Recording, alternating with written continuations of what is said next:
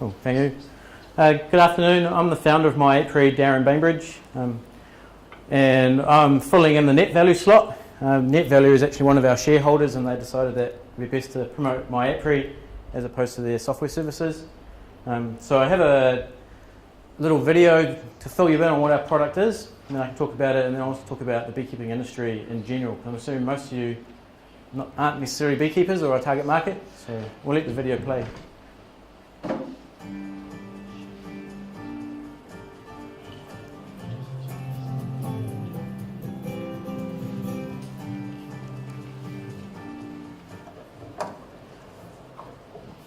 Hi, I'm Darren, the founder of MyApiary. We all know it's important to get it right out here, but it's just as important to get it right back here. MyApiary Manager is an online tool to help you manage your business more effectively, because the decisions you make back here can also have a big impact on what you do out here. The system is simple and easy to use. You can log in from anywhere around the world, and when you're out here in the field, you can record all your tasks using this little guy. The main dashboard of Manager shows the jobs that have been scheduled for the week and a visual map with site pins to identify the location of the apiaries. Today we're at South Pereira. Due to site dashboard, we can see the status of the apiary, when we last visited, the tasks and any notes recorded. Today we're here to perform a general inspection. Opening the job card, we can record time spent on site, our travel time, and the tasks we performed today, including any consumables we have used. Today we decided to do some feed. On completing a job, we file a quick site status report and we're done. It's that easy. Now this is where the magic really happens. No more whiteboards and spreadsheets. At the core of MyApiary Manager is the cost management and inventory system, tracking the costs of maintaining each apiary, so you can track the profitability by apiary. As the sites have worked through the year, you can track their status and make the key strategic decisions, directing your staff through the scheduler, sending out jobs to the teams in the field. So are you still managing complex activities across multiple spreadsheets? Take control of your business with MyApiary Manager. Talk to our team today. Cool, so I hope that gives you just a quick overview of what MyApiary Manager is about. So MyApiary, we see ourselves as a support business for the apiculture industry and getting alongside beekeeping operations and helping them improve their business management practices. So as you can see, MyApiary Manager is a product that we built off an existing product called JobFlow from Net Value. So JobFlow is also targeted very narrowly at a sector of the rural contracting industry, where it's a job costing and scheduling system. As MyApiary, we've taken that as a base. We've kept the costing and scheduling component of it, but we've really simplified the software through the UI, making it really easy for beekeepers. So when a beekeeper's out in the field, they don't have to worry about costs and putting in data entry work. Because we're targeting a very specific industry, we're able to template a lot of the entry into the software, and a lot of it's drop and drag. The only time a beekeeper actually needs to type on our tablet is if they want to enter notes. The rest of it's already done. So trying to remove the barriers to entry to using practice management tools to help them manage the business.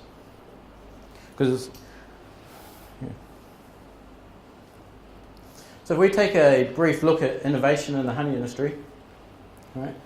Most people know about the story of Manuka honey, right? There's been a huge amount of innovation in the product side of beekeeping, and the glorious side. So we now have active honey, we have honey cosmetics, and medical honey products with lozenges, creams, bandages. What a lot of people don't see is sort of the backstory to beekeeping. So beekeeping hasn't really changed in 100 years. So the Langstroth hive was invented in 1852. We still use a similar approach to keeping bees, and the management practices also haven't changed much.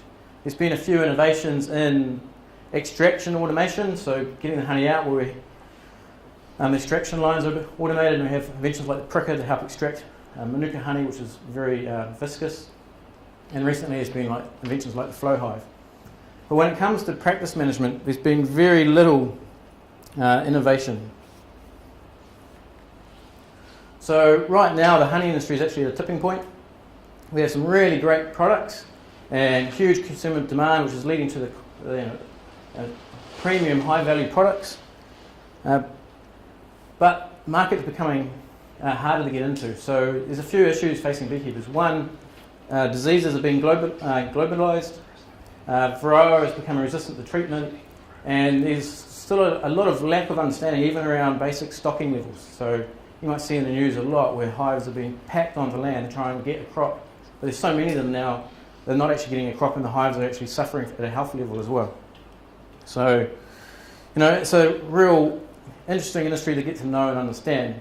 So it's an industry where you could still take someone from 100 years ago, if we could teleport them into today's, into today, we could put them to work in a business with very little training. Hardly anything has changed. It's still an industry relying on handwritten notes, if notes are taken at all, gut instinct, or the odd rock placed on a hive. Right? And this needs to change, and very, very rapidly. So, where, in the farming industry, or dairy in particular, there's been a huge amount of development in genetics, automation, and practice management. It's well advanced. In the beekeeping industry, this is only just sort of coming into practice. A few beekeepers looking at genetic programs. There's a few large companies looking at practice management systems. But as a whole, the industry's still got a long way, I think, to catch up, and that's where MyApiary, we're here to help. So, and as part of this, it's also becoming a lot of regulation put on the industry to try and keep these markets open. So, I don't know if you've seen in the news recently too, but MPI is now putting together a framework to try and appease our export partners that there is due process, that there is traceability, that there is good practice management, to one, try and stop fraudulent honey, but also to prove that it's a safe product. And if the industry is not careful, those markets will close. So where's MyApiary fit? So we see ourselves as a practice management system, which we're developing in 3 systems, and 3 steps, I should say. So very much like what you just saw with Aggregate, we started with MyApiary Manager, our operations management software, which is a resource scheduling tool, a costing tool, and a hive management notes tool. It's all kept in one package. It can be used offline. Notes can be collected on site, and then there's actually record keeping historically from year to year, but also keeping track of what products, what things have been moved between hives, what the status of those hives, where the hives are. And again, it's kind of like just like Aggregate, we can now generate reports at a costing level where for the first time a beekeeper can actually see what they're spending per apiary and get a profit and loss report per apiary. At the moment, it kind of all comes out in the wash. They'll go back to the accountant, see what they've sold and see if they made a profit overall, but they don't really know where they've made those profits in the business. They know where the good yields are, but they don't necessarily know what they've spent managing those sites. And also if negotiating land access is now becoming a strong point. So that if you're a manager or a business owner, you really need to know what you're spending to maintain an apiary on someone's land, look at what you are yielding from that land, just help inform your negotiations as well as with price. Because there's a lot of misinformation, especially with landowners, that the beekeepers are creaming it.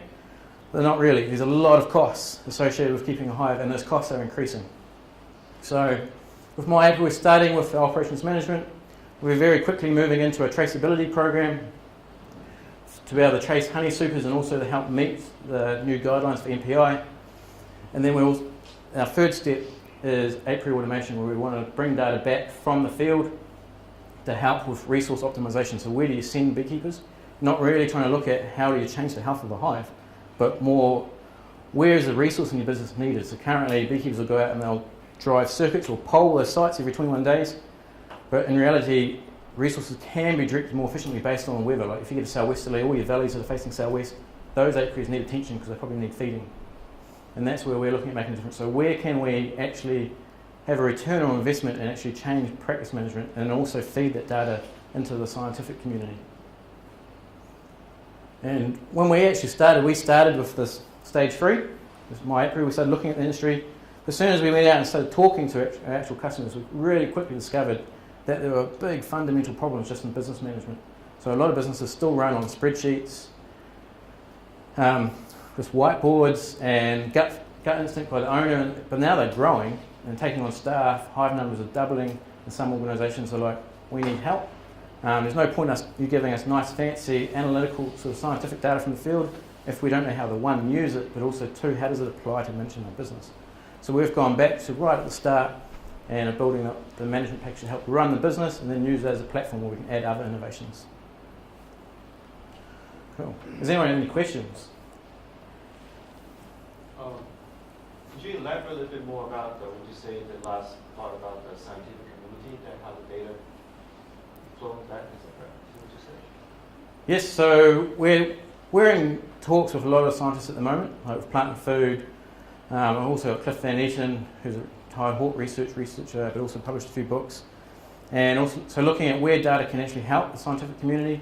At the moment, there's kind of a separation between the commercial industry and what's happening in science. So science is concentrated on things like how do we treat varroa, what's good feed, or what's the impact of bees on pollination. There's been very little development in actual practice management, so how do we put best practices in place to manage bee health? So we want to help inform that, and a lot of that's due to a lack of data. So the science at the moment, experience is done very, very manually, with people sitting in front of a hive counting bees or doing very manual measurements. So they're very interested in what we can do long term, but we're taking a very big sort of data picture, and we're more interested in where can we help a commercial beekeeper, but also that we'll also feed that data to the scientific community. So, they can use it however they want, and we want to look at using it to where can we generate reports long term. Are you, is your business an example of internally, do you have any software developers, or are you partnering with external companies that actually provide that? Yeah. How are you working? So currently we're partnered. Yeah. Long term is to have our own development team. Mm-hmm. At the moment we're very fast growth and very tight resource constraint. So we've partnered with Net Value. So as I mentioned, we're using an existing product. We haven't started from scratch. There's no way we'd have the level of professionalism of the software we have now if we started from scratch. So we've developed this in 6 months, and we're about halfway through the development program. Got another 6 months to go of traceability and reporting and a few other innovations. So we've partnered, one, to reduce the risk, two, using an existing product, and we can turn that resource on and off as we need at the moment when cash flow is tight. So our focus now is developing our sales and commercial structure. And so the software has already been used with a few commercial beekeepers in a closed pilot. Word's got out that we're developing already, and we're getting phone calls about even advertising. So I've got 3 demos this week already. So, and some of this is driven by the MPIs saying, hey, you need better practice. We need to be able to audit what you're doing. So I think it's really timely. So you said you're based on something that already exists. Yes. You're overlaying over the top. Are you using that system? How does that work? We've redone the entire UI. All right. And extended it. The product we've taken, so it's kind of the database, the APIs, and the back end of it. So the bit the consumer doesn't really see, we've effectively taken an escrow license to that and extending it. We're also in a kind of IP share arrangement as well. Cool. So it helps us get a lot further. Any other questions? Can you elaborate a little bit more about the automation part? So the very... All right, on the monitoring side of it? Yeah. So for MyApiary, we're looking at monitoring apiaries, so not just the hive. Our view is there's not much point just looking at the hive or the cow if you're not looking at the environment around it. And we're looking at sending that data back remotely so beekeepers can understand what's happening on site without having to drive there. So they'll drive 300-400 kilometres just to check on the site. They always tell you they'll do work, because once they got there, they always will do work. They always open up all the hives and feed them and check them.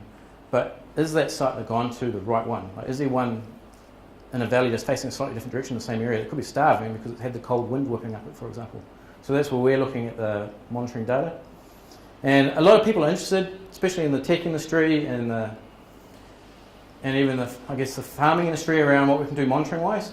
But apiculture as an industry is not ready for it. So that's what we've learned really quickly. We could build a whole lot of this really nice technical hardware and have lots of data coming back, but how are they going to use it?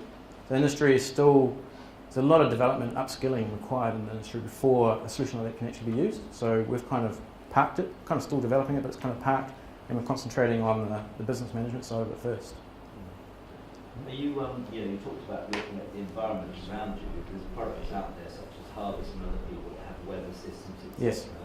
Are you looking and collaborating with them so you're not reinventing them Yes. at the will? Yeah, we are. We're actually looking at a US company to collaborate on the weather side of things.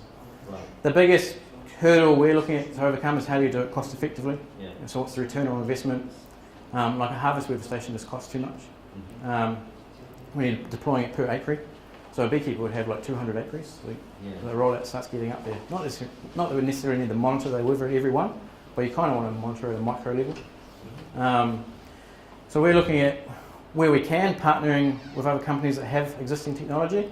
And if the technology doesn't exist or at a high enough standard or price point, then we'll look at developing ourselves. So, and that's kind of why, I specifically seeked out investors like Gallagher and Net Value to really help with what we want to do long term. So if we need to be able to build a product, we can. We've got that backing and support and understanding and manufacturing capability with our shareholders. Okay.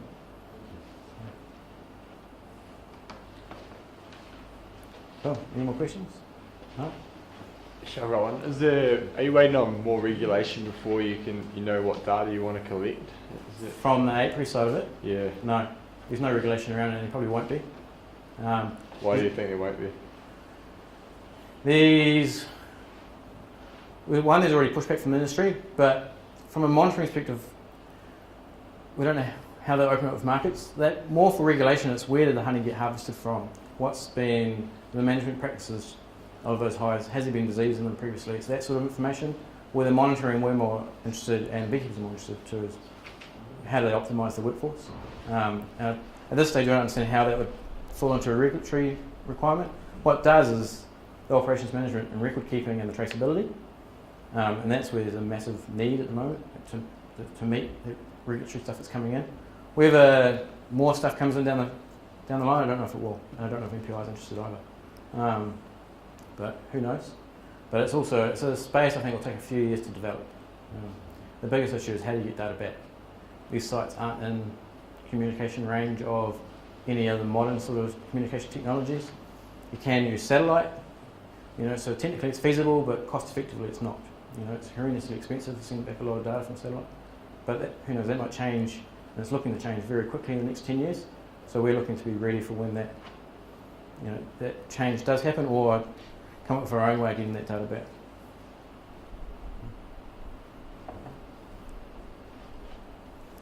Any other questions? No? Well, thank you. Thank you for sitting and listening. I will be over in the tent for the next hour or so. I plan on coming back every day, just at noon, if anyone has questions. But MyApiary is also profiled on the Gallagher and the Net Value stance.